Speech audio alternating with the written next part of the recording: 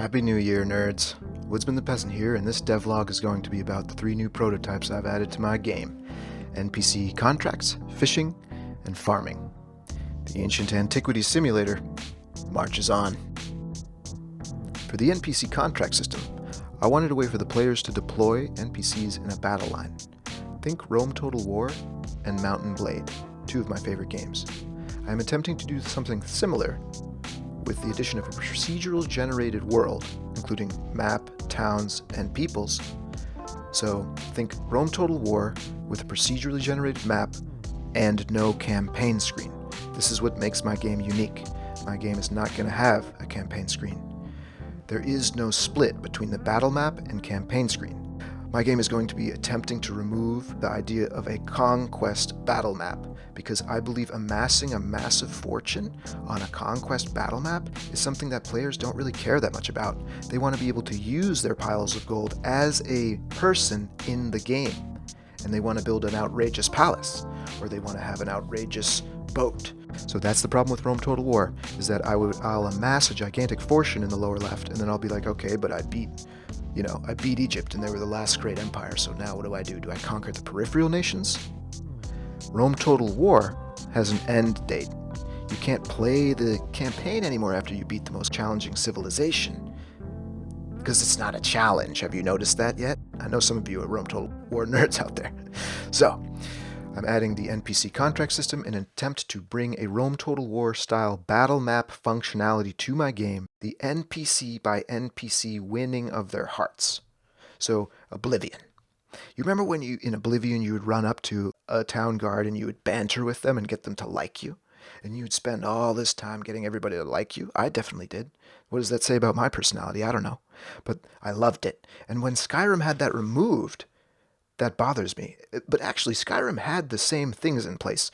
You can become a friend of an NPC. I don't know if you guys knew this. You can ingratiate yourself with an NPC, and then you could go into their house and eat their leeks, and they won't care. It's not stealing. Stuff like that. So Skyrim has it in their game, but it's sort of not under the player's control.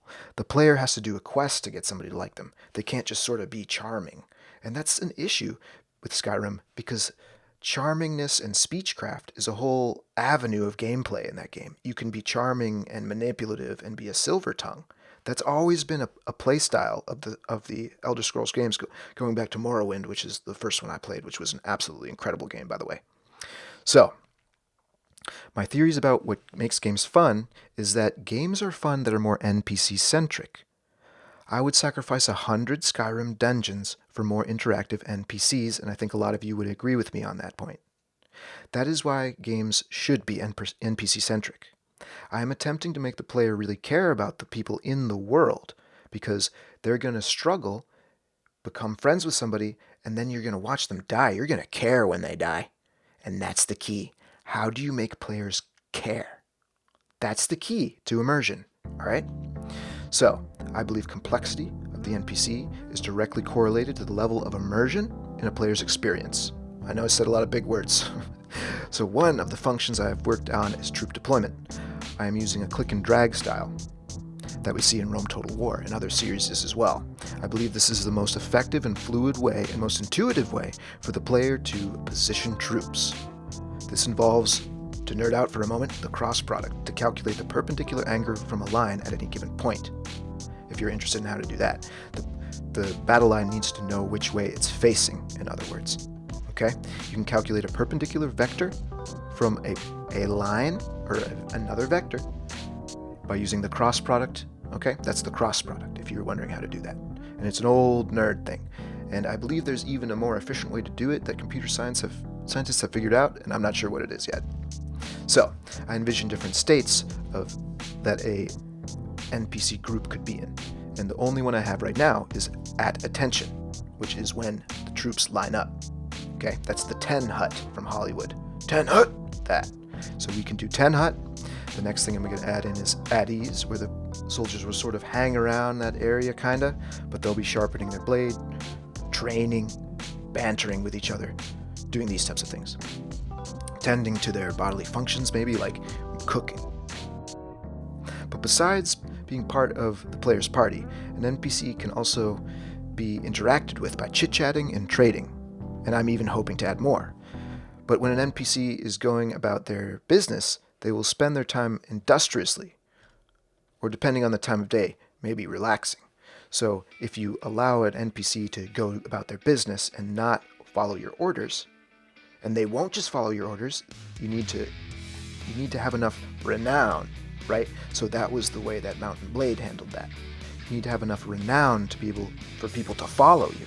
And the more battles you win, the more people can follow you. The player shouldn't just be able to run around and have 1 billion people follow them. Why would these NPCs follow this player? There needs to be a reason. You need to be a hero first. Moving on to fishing. Fishing is going to be a simple put the fishing rod into your inventory, right click to aim, and left click to cast. And that's going to be a recurring theme. That's the same across all things that are aimed and thrown, like javelins, bows and arrows. Right click to aim, left mouse button to shoot. Mouse button to shoot. That's something that actually bothered me about Skyrim, is that releasing the right mouse button would shoot the arrow. The reason I believe this is incorrect is because how does the player not shoot the arrow if they have a finite number of arrows? And the answer in Skyrim would be to sheath your weapon. And that's counterintuitive. So, fishing, you aim, you throw the line out. I'm calculating different directions that it moves around for different times to simulate the fish sort of trying to get away. And the player is going to be pulling back on the mouse to pull the rod back, and then they're going to be left clicking as they're letting the tension of the rod go back down. This is how you fish. You pull the rod up, and then you wind it down. This is how people tuna fish. When you're fishing a big fish, you have to pull the rod back, and then wind it down. And then the other thing we added in was farming. Farming, I did a lot of research about what the Romans grew. They grew a lot of different foods, and I'd love to add all of them, but so far I got wheat. I decided wheat was the staple crop in ancient Rome. And what's the process of wheat?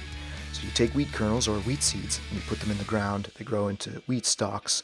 You harvest the wheat stalk, you thresh it, it becomes wheat kernels again. The wheat, it's like beating the good stuff out of the long blade of grass, basically. And then you take these new seeds, you can plant them and grow another wheat field. Or you can grind them and make flour. So the thing that was the hardest is just learning how to persevere.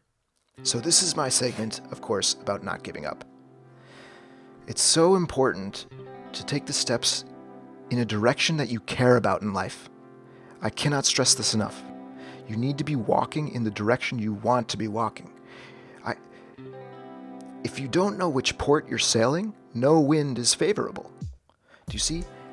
Getting a millimeter in the direction you want to go it feels better to your soul than going a mile in the direction that you don't care about. I swear to you, this is real. You have to know what you want. What do you want? Now you figure it out. It is cardinal to have a life purpose. It must be cultivated and tended. You don't get to have it for free. It takes mantras when you go to sleep. I'll never give up. And when you wake up in the morning, you say, I'll never give up, and you get to work. And finally, it is worth everything in the world to be climbing upward in terms of developing your skill set that you care about. I used to view life from a meaningless standpoint, and it was sad. I thought, well, I don't even have a life's purpose. You don't get to just have it. You have to go and figure it out and cultivate it. It's up to you to develop it. Okay? So if this sounds like you, consider having a life's purpose that you care about. But you have to mean it. You have to be serious about it. If you aren't, then the meaning won't be there. If it's easy, then you won't care about it. Okay? It's easy to convince yourself not to care about anything so you don't get hurt. But what kind of life have you lived in the end?